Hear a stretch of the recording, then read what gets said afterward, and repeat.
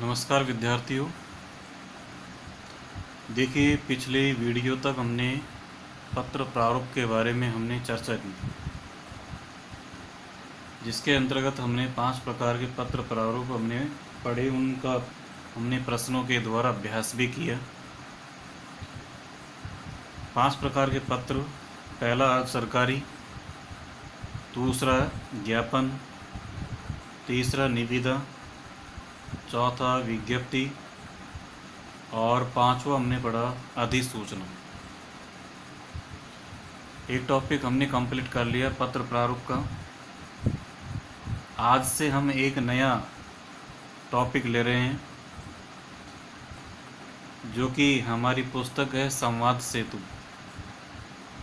उस संवाद सेतु में से हमारे सिलेबस के अनुसार 5 पार्ट दिए हुए हैं। कौन कौन से पार्ट हैं वो ज़रा उनको देखें। नंबर 1 पर है समाचार लेखन। नंबर 2 है विविध प्रकार के लेखन, यानी लेखन के प्रकार। तीसरा साक्षात्कार लेने की कला। चौथा है पत्रकारिता के विविध क्षेत्र। और पांचवा है रिपोर्टाज, यात्रा वृत्तांत, डायरी लेखन तथा संदर्भ ग्रंथ की महत्ता। तो देखिए, इसमें सबसे पहले समाचार लेखन। समाचार लेखन के बारे में हम पढ़ेंगे कि समाचार लेखन क्या है, किसे कहते हैं। समाचार लेखन के लिए हमें कौन कौन से शब्दों को काम में लेना होता है। समाचार लेखन के लिए कौन कौन से तत्व हैं, उनकी आवश्यकता क्यों होती है, इन सब के बारे में हम अध्ययन करेंगे। और संवाद सेतु के जो ये 5 टॉपिक हैं, और जिस तरीके से मैं आपको इस वीडियो के माध्यम से समझाने का प्रयास कर रहा हूँ, वैसे वैसे ही आप इन नोट्स को आप अपनी नोटबुक में उतारते जाएं। फिलहाल हमारे पास एक ही रास्ता है, जैसा भी आपको पढ़ने को मिल रहा है उसी के अनुसार आपको पढ़ते हुए और इन सबको अपनी नोटबुक में उतारते चलना है। देखिए, इन 5 प्रकार के संवाद सेतु पाठों के अंतर्गत हम पहला पार्ट लेते हैं समाचार लेखन का। समाचार लेखन के लिए हमें कुछ शब्दावली हमको पढ़नी होती है, शब्दों का अर्थ हमको जानना होता है, क्योंकि समाचार लेखन के लिए अनेक प्रकार की शब्दावलियाँ काम में ली जाती है, जिनके बारे में हमको जानकारी होना बहुत ज़रूरी है। सबसे पहले नंबर पर है मीडिया। मीडिया क्या है, किसे कहते हैं। तो देखिए, मीडिया समाचार का प्रसारण या प्रस्तुतिकरण जिस माध्यम से किया जाता है उसे ही मीडिया कहा जाता है। यानी कि समाचार का प्रसारण या कहें कि उसका प्रस्तुतिकरण जिस माध्यम से किया जाता है उसे मीडिया कहा जाता है। वैसे सुनने में मिलता है कि मीडिया वाले वहाँ पहुँच गए, मीडिया वालों को जाने नहीं दिया। तो ये मीडिया शब्द ही है, ये मीडिया ही है जो यानी कि समाचारों का प्रसारण हमको दिखाता है, समाचारों का प्रस्तुतिकरण करता है। यानी कि समाचार का प्रसारण या प्रस्तुतिकरण जिस माध्यम से किया जाता है उसे ही हम यानी कि मीडिया कहते हैं। ऐसा ही एक दूसरा शब्द भी है सोशल मीडिया, जिसके बारे में आप बखूबी जानते हैं। सोशल मीडिया के अंतर्गत बहुत सारे ऐप्स हैं जिनके द्वारा हम अपने संदेशों को या समाचार को एक स्थान से दूसरे स्थान पर इंटरनेट का सहारा लेकर के और हम भेज सकते हैं। उसे ही हम यानी कि सोशल मीडिया कहते हैं। तो देखिए सोशल मीडिया के बारे में, संदेशों का आदान प्रदान अथवा प्रचार प्रसार का इंटरनेट जनित माध्यम सोशल मीडिया कहलाता है। यानी कि संदेशों का आदान प्रदान या उनका प्रचार प्रसार का इंटरनेट जनित माध्यम, यानी कि ऐसा माध्यम जो इंटरनेट के द्वारा चलाया जाता हो, उसे सोशल मीडिया कहा जाता है। अब इसके सोशल मीडिया के कुछ साधन हैं, जैसे व्हाट्सएप है, आप जानते हैं अच्छी तरह से, व्हाट्सएप है, फेसबुक है, ट्विटर है आदि। तो ये जितने भी ऐप्स हैं ये सोशल मीडिया के अंतर्गत आते हैं। फिर इसके बाद में है अगला शब्द, अगली शब्दावली आती है विजुअल। विजुअल क्या होता है? विजुअल देखिए, इसमें समाचार दृश्य के माध्यम में, यानी कि जो भी समाचार दिखाया जाता है मीडिया के द्वारा, उस समाचार दृश्य के माध्यम में समाचार के लिए तैयार या शूट किया गया चित्र। हम देखते हैं कि जब भी हम टीवी पर समाचार देखते हैं तो समाचार प्रस्तुत करने वाला बीच बीच में कुछ शूट किए गए यानी कि हमें फ़ोटोज दिखाता है, कुछ समाचार दृश्य दिखाता है। तो ऐसे समाचार दृश्यों को या शूट किए गए चित्रों को ही विजुअल कहा जाता है। शब्दावली के अंतर्गत अगला शब्द आता है बाइट। बाइट क्या है? बाइट देखिए, खबर या समाचार को विश्वसनीयता प्रदान करने के लिए समाचार के बीच में अत्यंत छोटा साक्षात्कार करवाना। यानी कि कोई समाचार या खबर है और उस समाचार को विश्वसनीय बनाने के लिए जो समाचार प्रस्तुत करने वाला जो एंकर होता है वो बीच बीच में सीधा लाइव दिखाता है।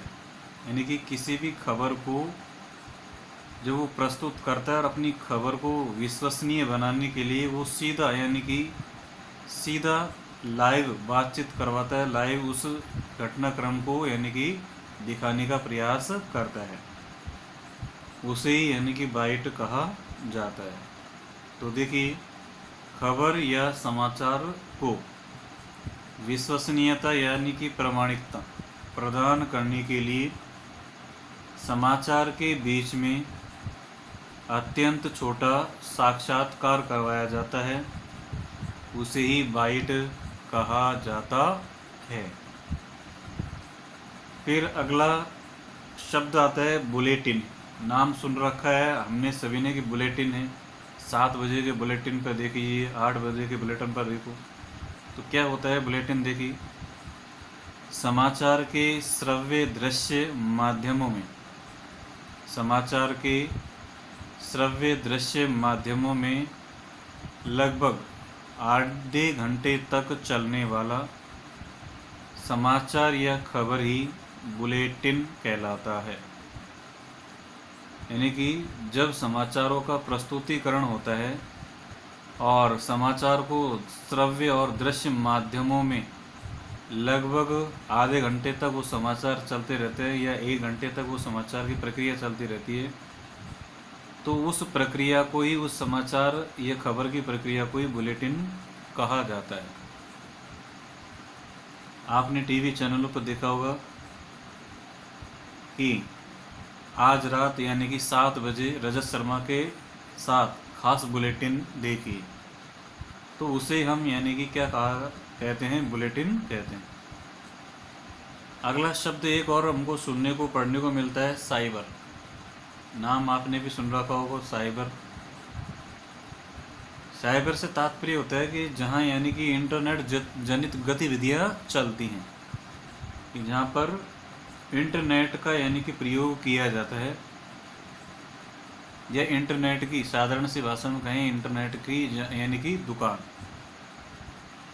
उसे साइबर कहा जाता है। तो देखिए साइबर का क्या तात्पर्य होता है। इंटरनेट जनित गतिविधियों के लिए प्रयुक्त शब्द ही साइबर कहा जाता है। यानी कि इंटरनेट के द्वारा जो भी गतिविधियां संचालित होती हैं और उन गतिविधियों को संचालित करने के लिए जो शब्द काम में लिया जाता है उसे ही हम साइबर कहते हैं। इसके बाद में नेक्स्ट शब्द आता है लीड शब्द। लीड क्या है? लीड शब्द है कानों में लगाने वाली लीड नहीं। लीड से तात्पर्य है कि समाचार माध्यमों में पहला समाचार बनने वाली खबर लीड कही जाती है।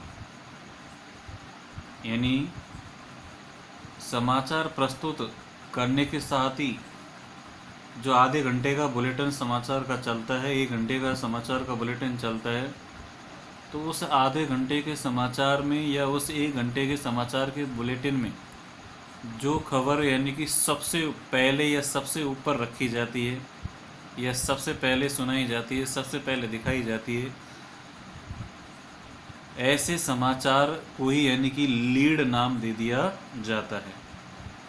तो देखिए समाचार माध्यमों में पहला समाचार बनने वाली खबर लीड कहलाती है।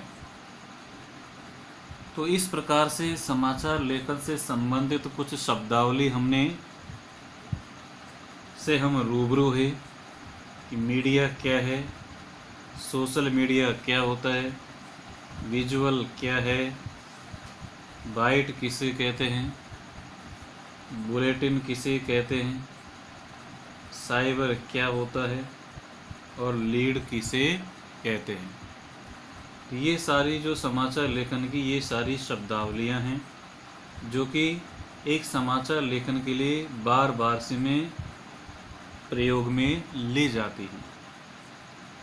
अब देखिए इस समाचार लेखन से संबंधित हम कुछ प्रश्नों के रूप में हम कुछ नोट्स हम देखते हैं और इन प्रश्नों को आप अपनी कॉपी में उतारते जाएंगे।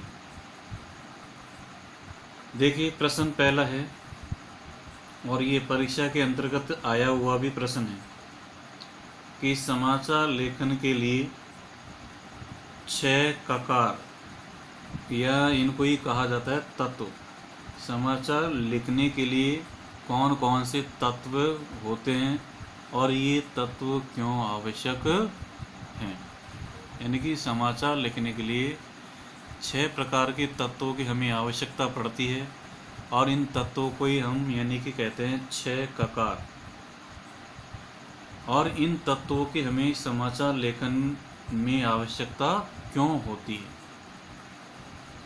तो देखिए समाचार लेखन के लिए 6 ककार या तत्व, अगर हम कोई भी अगर समाचार लिखते हैं तो हमें 6 ककार या 6 तत्वों की हमें आवश्यकता होती है जो हमें सूचना देने का कार्य करते हैं।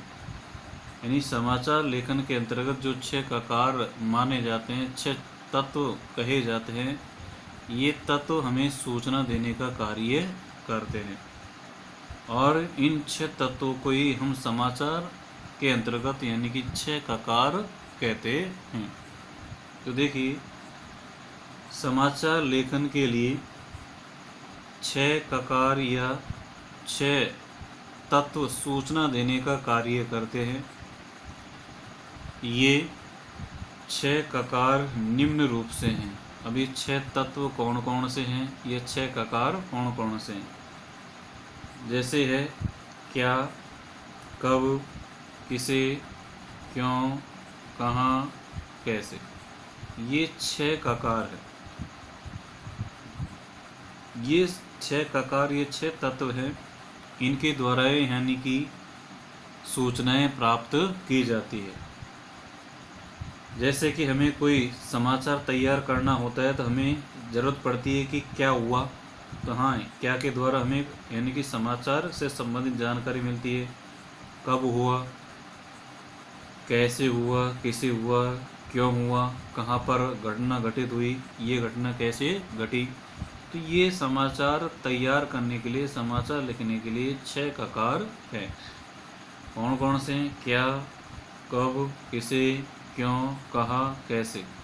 ये समाचार लिखने के लिए 6 ककार माने गए हैं। इनके द्वारा सूचनाएं प्राप्त की जाती हैं।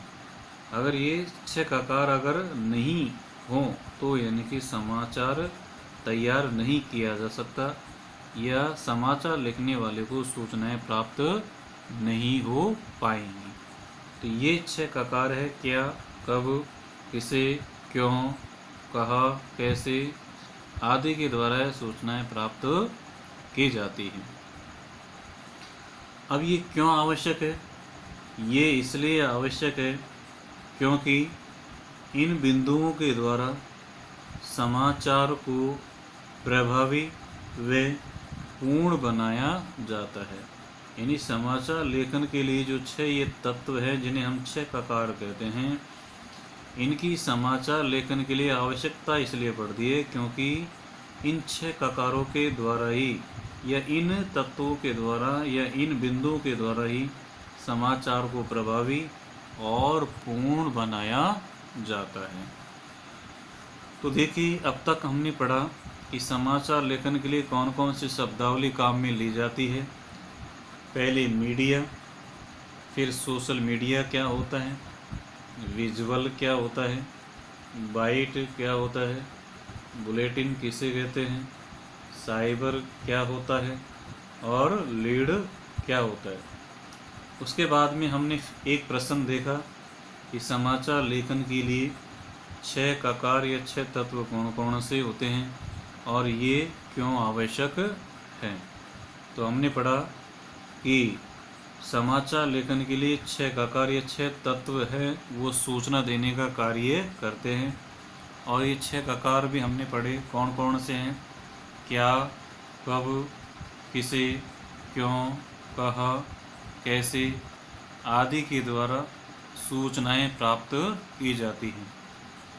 इसलिए आवश्यक है क्योंकि इन बिंदुओं के द्वारा समाचार को प्रभावी व पूर्ण बनाया जाता है। इसके बाद में दूसरा प्रश्न हम देखें। दूसरे प्रश्न की ओर चलते हैं। दूसरा प्रश्न है, उल्टा पिरामिड शैली से क्या तात्पर्य है। उल्टा पिरामिड शैली से क्या तात्पर्य है। इनकी उल्टा पिरामिड, एक पिरामिड तो इस प्रकार से होता है, ये तो सीधा पिरामिड है, और एक पिरामिड होता है उल्टा इस प्रकार से। तो ये है उल्टा पिरामिड, ये है उल्टा पिरामिड। तो प्रश्न पूछा जाता है कि उल्टा पिरामिड शैली से क्या तात्पर्य है। तो देखिए, उल्टा पिरामिड शैली समाचार लेखन की सबसे प्रचलित शैली है। यानी कि जो समाचार लेखन किया जाता है, जो समाचार लिखा जाता है, वो कौन सी शैली में लिखा जाता है? हमेशा उल्टा पिरामिड शैली में लिखा जाता है। और उल्टा पिरामिड शैली समाचार लेखन की सबसे यानी कि प्रचलित शैली मानी जाती है, जो कथात्मक शैली के विपरीत क्रम में होती है। यानी कि जो कथात्मक शैली तो सीधे पिरामिड के अनुसार क्रम से होती है, जबकि जो उल्टा पिरामिड शैली है वो समाचार लेखन के लिए प्रयुक्त की जाती है। इसके 3 भाग होते हैं। किसके? उल्टा पिरामिड के। उल्टा पिरामिड के 3 भाग होते हैं। कौन कौन से होते हैं? नंबर 1 है इंट्रो, नंबर 2 है बॉडी और नंबर 3 है समापन। यानी कि उल्टा पिरामिड शैली के 3 भाग होते हैं। कौन कौन से होते हैं? एक तो इंट्रो, एक बॉडी और तीसरा है समापन। अब देखिए कि इसमें इंट्रो किसे कहा जाता है, बॉडी किसे कहते हैं और समापन किसे कहते हैं। तो देखिए कि समाचार लेखन में जो सबसे महत्वपूर्ण सूचना होती है उसको सबसे ऊपर रखी जाती है। यानी कि कोई भी समाचार होता है और उस समाचार के अंतर्गत जो सूचना सबसे ऊपर लिखी जाती है उसे यानी कि इंट्रो कहा जाता है। तो इंट्रो क्या है कि सबसे महत्वपूर्ण सूचना जो सबसे ऊपर होती है, सबसे पहले रखी जाती है, उसे ही इंट्रो कहा जाता है। तथा कम महत्वपूर्ण सूचना उसके नीचे रखी जाती है। यानी कि सबसे महत्वपूर्ण सूचना जो सबसे ऊपर रखी जाती है उसे इंट्रो कहते हैं, और उससे जो कम महत्वपूर्ण सूचना होती है उसे इंट्रो के नीचे रखी जाती है, उसे यानी कि बॉडी कहा जाता है। और जो सबसे अंतिम भाग होता है, सबसे नीचे का भाग अंतिम भाग होता है, उसे समापन कहते हैं। तो एक ही डायग्राम आपको बनाना है इस प्रकार से, ये उल्टा पिरामिड बनाए हैं आप इस प्रकार से यूँ।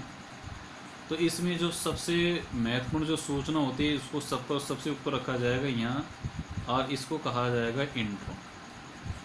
उसके बाद में कम महत्वपूर्ण जो सूचना होगी उसको मध्य में रखा जाता है, यानी कि उस इंट्रो से नीचे रखा जाता है, उसे बॉडी कहा जाएगा। और जो सबसे ही निम्न स्तर की सूचना होती है, कम महत्वपूर्ण सूचना होती है, उसे अंतिम स्थान पर रखा जाता है, जिससे यानी कि समापन कहा जाता है।